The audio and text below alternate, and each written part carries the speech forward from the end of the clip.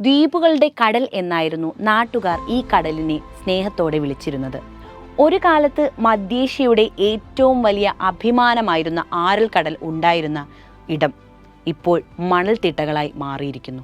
ഒരു പാരിസ്ഥിതിക ദുരന്തമായി മാറാൻ ആരൽ കടലെടുത്ത സമയം വെറും 50 വർഷം മാത്രമാണ്. കാസ്പിയൻ കടൽ, സുപ്പീരിയർ തടാകം, വിക്ടോറിയ തടാകം എന്നിവ കഴിഞ്ഞാൽ ലോകത്തിലെ 4ാമത്തെ വലിയ തടാകമായിരുന്നു ആരൽ കടൽ. 68,000 ചതുരശ്ര കിലോമീറ്റർ വിസ്തൃതിയുള്ള ഈ തടാകത്തിന്റെ ചുറ്റിലുമായി Uzbekistan, Tajikistan, Kyrgyzstan, Kazakhstan, Turkmenistan, Iran, Afghanistan എന്നീ ഭാഗങ്ങളും ഉൾപ്പെടുന്നു. ഏകദേശം 50 മീറ്റർ ആഴത്തിലുള്ള ഈ കടലിൽ നിന്നായിരുന്നു 1000 ദ്വീപുകളിലേക്ക് വെള്ളമെത്തിയിരുന്നത്.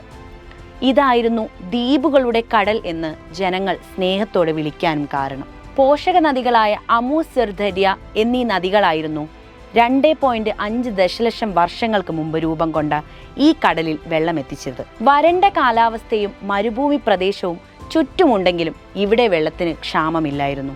ടിയാൻ ഷാൻ, പാമിർ പർവ്വതനിരകളിൽ നിന്നുള്ള മഞ്ഞുരുകി വെള്ളമാകുന്നത് കൊണ്ടാണ് ജലക്ഷാമം ഈ പ്രദേശത്തെ അലട്ടാതിരുന്നത്. മത്സ്യസമ്പത്ത് ധാരാളമായി സൂക്ഷിച്ച കടലിനെ ആശ്രയിച്ച് നിരവധി മനുഷ്യരും കരയിൽ കഴിഞ്ഞിരുന്നു. 1960കളുടെ തുടക്കത്തിലാണ് ആരൽ കടലിനു നേരെയുള്ള ആദ്യത്തെ മനുഷ്യന്റെ കൈകടത്തൽ.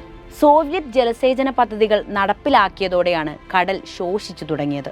1918കളിലാണ് തണ്ണിമത്തിനു പുറമെ പരുത്തി കൃഷിക്കായി ബോൾഷെവിക് സർക്കാർ മധ്യേഷ്യ തിരഞ്ഞെടുക്കുന്നത്. സോവിയറ്റ് റഷ്യയ്ക്ക് കീഴിലായിരുന്നു ഈ പ്രദേശം മുഴുവൻ. കൃഷി വിപുലമാക്കാനായി വലിയ തോതിലുള്ള ഹൈഡ്രോ എഞ്ചിനീയറിംഗ്, ഭൂവികസനം, ജലസേചന പദ്ധതികൾ എന്നിവ സോവിയറ്റ് നടപ്പിലാക്കി. അമു, സിർ നദികളിലെ ജലം വഴിതിരിച്ചുവിട്ട് പരുത്തി കൃഷി വിപുലമാക്കുകയായിരുന്നു ലക്ഷ്യം. ഈ ജലസേചനം വിജയിച്ചെങ്കിലും ആരൽ കടലിനെ സമ്പുഷ്ടമാക്കിയ നദികളിൽ നിന്നും വെള്ളമെടുത്തതോടെ കടലിന്റെ ജീവൻ നഷ്ടപ്പെട്ടു. വലിയ വിസ്തൃതിയുള്ള തടാകം ചുട്ടുപൊള്ളുന്ന സൂര്യന്റെ കീഴിൽ വേഗത്തിൽ വറ്റിത്തുടങ്ങി. നദികളിൽ നിന്നുള്ള സ്വാഭാവിക ഒഴുക്കിന്റെ 90% ജലസേചന പദ്ധതികൾക്കായി ഉപയോഗിച്ചു. ഇതുകൂടാതെ കീടനാശിനികളും രാസവളങ്ങളും കടലിലേക്ക് ഒഴുകിയെത്തി. ഇത് കടലിനെ ആശ്രയിച്ചു മാത്രം കഴിയുന്നവരെ പ്രതികൂലമായി ബാധിച്ചു. മത്സ്യങ്ങളും ചെറുജീവികളും പക്ഷികളും തീരത്ത് ചത്തുപൊന്താൻ തുടങ്ങി. കരയിലെ മനുഷ്യരുടെ തൊലികളിൽ നിറമാറ്റം വന്നു തുടങ്ങി. അസുഖങ്ങൾ ജനത്തെ വലച്ചു. ജീവിതം നഷ്ടപ്പെട്ടു തുടങ്ങിയതോടെ ജനങ്ങൾ കൂട്ടപലായനം നടത്തി. 1960-ൽ തടാകത്തിന്റെ വ്യാപ്തി 68,000 ചതുരശ്ര കിലോമീറ്റർ ആയിരുന്നുവെങ്കിൽ 1998 ആയപ്പോഴേക്കും 28,700 ചതുരശ്ര കിലോമീറ്ററായി കടൽ ചുരുങ്ങി. വർഷങ്ങൾ കൊണ്ട് തടാകം 2ആയി വിഭജിക്കപ്പെട്ടു. വടക്കുഭാഗം ഖസാക്കിസ്ഥാനിലും തെക്കുഭാഗം ഉസ്ബെക്കിസ്ഥാനിലുമായി. പതിയെ തടാകത്തിൽ ലവണാംശം കൂടി വന്നു. ജന്തുക്കൾ ചത്തൊടുങ്ങി. കുടിവെള്ളക്ഷാമമുണ്ടായി. തീരത്ത് അസുഖങ്ങൾ തുടർക്കഥയായിക്കൊണ്ടിരുന്നു. കുറച്ച് വർഷങ്ങൾക്കുള്ളിൽ കടലുണ്ടായിരുന്നിടം മണൽ മാത്രമായി.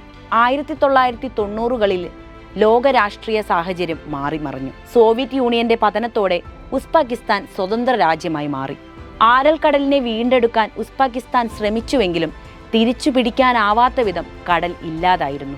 മനുഷ്യർ പ്രകൃതിക്ക് നേരെ നടത്തുന്ന കയ്യേറ്റത്തിന്റെ രക്തസാക്ഷിയായി വറ്റി വരണ്ട ആരൽ കടൽ ഇന്നും സംസാരിക്കുന്നു. വർഷങ്ങൾക്ക് മുൻപ് കടൽക്കാറ്റേറ്റ് നീങ്ങിയ കുഞ്ഞൻ കപ്പൽ തുരുമ്പിച്ച് തീരാറായി ആ മണലിൽ ഇപ്പോഴും കഴിയുന്നു. ഇനി വരുന്ന തലമുറകളോടും ഈ കഥ പറയാൻ.